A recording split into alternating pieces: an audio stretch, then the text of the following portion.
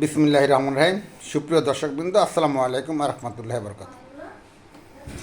আমরা প্রথমে জেনেছি 3 দলের 6 জন নেতাকে নিয়ে মাননীয় প্রধান উপদেষ্টা জাতিসংঘ অধিবেশনে যোগ দেওয়ার জন্য গেছেন।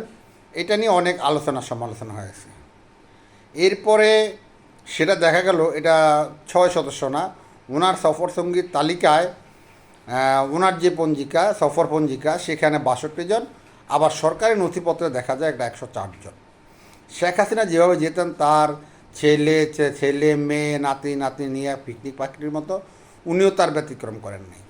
উনি এর মধ্যে মজার বিষয় হলো, গত অধিবেশনে উনি ওনার মেয়েকে নিয়ে গেছেন, এবার ওনার দুই মেয়েকে নিয়েছেন, ওনার ভাতুষপুত্রকে নিয়েছেন, এবং ওনার যে প্রতিষ্ঠান গ্রামীণ ব্যাংক, গ্রামীণের যে লোকজন তাদের মধ্য থেকে নিয়েছেন, এবং ওনার উপদেষ্টা পরিষদের 6 জনকে উনি নিয়েছেন।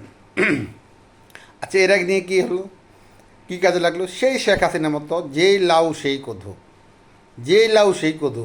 উনি একটা বিশাল বহর নিয়ে গেলেন। এখানে কত টাকা খরচ হয়েছে, ওয়াশিংটনের যেই জায়গায় জাতিসংঘ সদর দপ্তর, সেখানে যে হোটেল ভাড়া, সেই ভাড়াটা থেকে এসেছে, এগুলো সব জনগণের টাকায়। কিন্তু এখানে জনগণের স্বার্থ সংরক্ষিত কতটুকু হলো? যদি ওনার নিজের লোক নিয়ে যাবেন তাহলে কৃচ্ছতা সাধনটা কোথায়? উনি আসলে কি করতে চান? উনি মোটামুটি এই বিষয়টা আমার কাছে মনে হচ্ছে একটা পিকনিক পার্টি, উনি একটা পিকনিক করে আসলেন। এবং আজকে গুরুত্বপূর্ণ আরেকটা খবর, বিশ্বনেতারা ওনাকে সমর্থন দিয়েছে। সেটা নিয়ে আমি পরে একটা পূর্ণাঙ্গ কন্টেন্ট করব।